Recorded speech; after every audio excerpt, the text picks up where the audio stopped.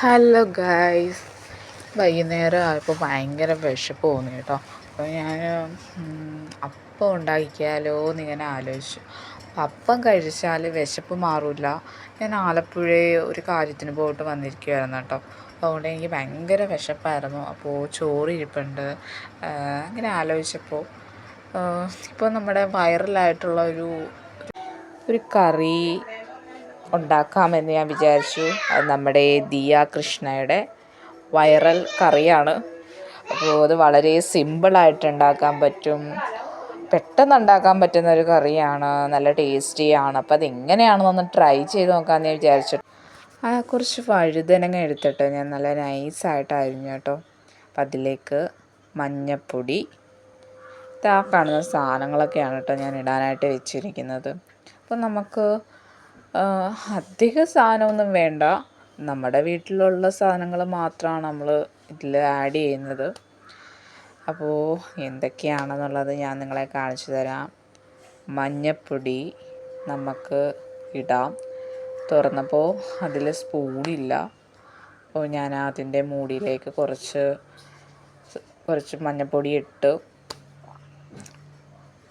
അതിനുശേഷം നമ്മൾ ഇടാൻ പോകുന്നത് അടുത്തത് മസാലപ്പൊടിയാണ് കേട്ടോ. അപ്പോൾ അതിലും സ്പൂണില്ല. അപ്പോൾ നമ്മൾ എന്തെങ്കിലും ഉണ്ടാക്കാൻ പോകുമ്പോൾ ഒരു സ്പൂൺ എടുത്ത് അങ്ങോട്ടെടുത്തിടും, ആ സ്പൂൺ എടുത്ത് ഇങ്ങോട്ടെടുത്തിടും, അതാണ് പരിപാടി.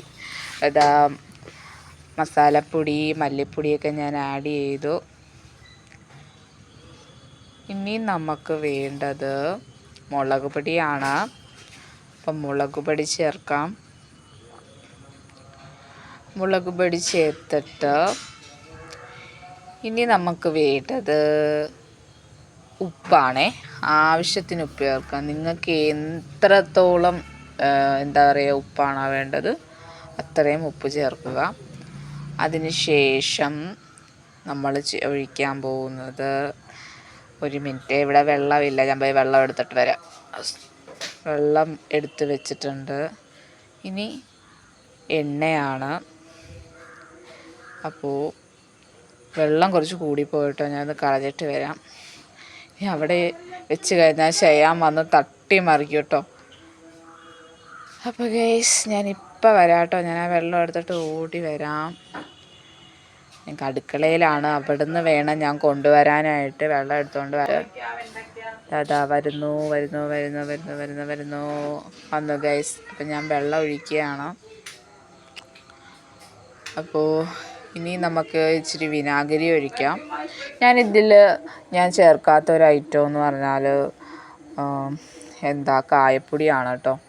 അപ്പോൾ നമ്മുടെ വീട്ടിൽ കായമില്ലായിരുന്നു, നമുക്ക് നാരങ്ങ ഉണ്ടായിരുന്നു. അത് ഞങ്ങൾ ഇവിടെ പ്രഷർ എല്ലാവർക്കും കുറവാണ്. ഞങ്ങളപ്പോൾ അത് ഉപ്പ് ഇട്ട് കുടിച്ച് നാരങ്ങ തീർന്നുപോയി.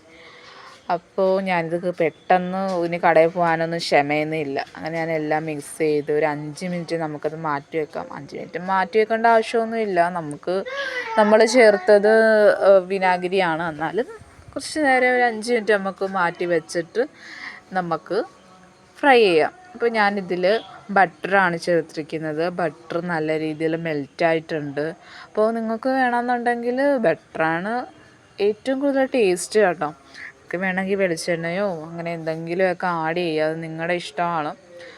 അപ്പോൾ ചട്ടി നന്നായിട്ട് ചൂടായി വന്നിട്ടുണ്ട്. അപ്പോൾ അതിലേക്ക് നമ്മൾ ഉണ്ടാക്കി വെച്ചിട്ടുള്ള ബ്രിഞ്ചാൾ നമുക്കതിൽ ഇടാം കേട്ടോ. ബ്രിഞ്ചാൾ ഇടുക. നമ്മുടെ ദിയ കൃഷ്ണനും സിസ്റ്റേഴ്സൊക്കെ ബ്രിഞ്ചാൾ നമുക്കതിലേക്ക് ഇടാം. നല്ല രസമാണ് ഹാനയുടെയും ദിയ കൃഷ്ണയൊക്കെ സൗണ്ട് കേൾക്കാനായിട്ട്. എനിക്ക് ഭയങ്കര ഫാനാണ് കേട്ടോ. എനിക്ക് ഭയങ്കര ഇഷ്ടമാണ് അവരുടെ സംസാരമൊക്കെ കേൾക്കാനായിട്ട്. ഞാൻ ദിയ കൃഷ്ണയുടെ ഭയങ്കര ഒരു അഡിക്ഷനാണ്. ഭയങ്കര എനിക്കിഷ്ടമാണ് ദിയ കൃഷ്ണ. നല്ല ക്യൂട്ടാണ്, നല്ല സംസാരമാണ്, ഒട്ടും ജാടയില്ലാത്ത കുട്ടിയാണ് കേട്ടോ.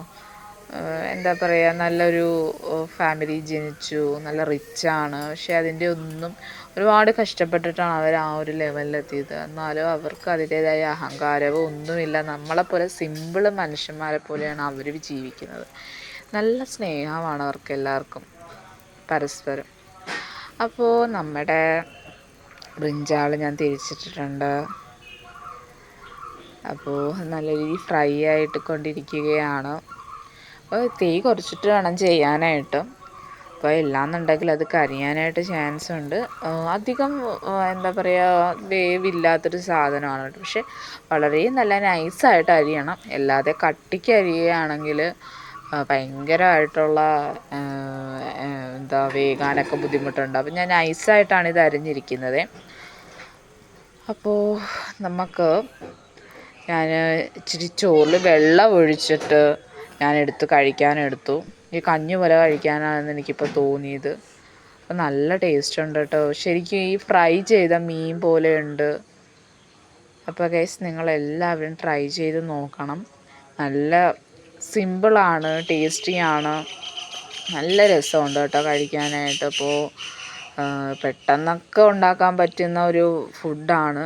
അപ്പോൾ വെറുതെ അല്ല അവിടെ എല്ലാവരും പറഞ്ഞത് നല്ല ഫുഡാണ്, എല്ലാവരും ട്രൈ ചെയ്ത് നോക്കണം എന്നുള്ളത്.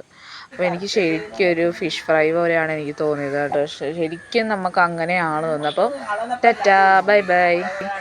ഇത് കഴിച്ചപ്പോൾ ശരിക്കൊരു ഫിഷ് ഫ്രൈയുടെ ടേസ്റ്റാണ് കേട്ടോ തോന്നിയത്. അപ്പോൾ എല്ലാവരും ട്രൈ ചെയ്യണം. Tata, bye bye.